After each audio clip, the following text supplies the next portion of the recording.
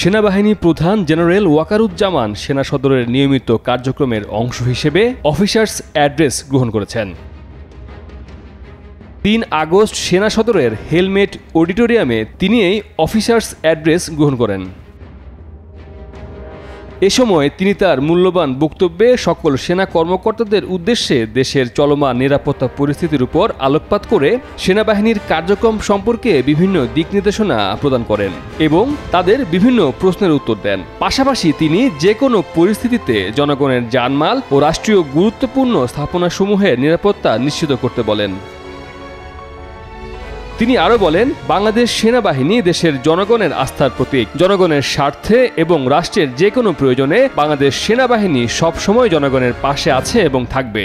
এছাড়াও তিনি সামাজিক যোগাযোগ মাধ্যমে চলমান বিভিন্ন গুজব সম্পর্কে সচেতন থাকার পরামর্শ প্রদানের পাশাপাশি সততা, সত্যনিষ্ঠা ও ন্যায়পরায়ণতার সাথে দায়িত্ব পালনের নির্দেশনা প্রদান করেন।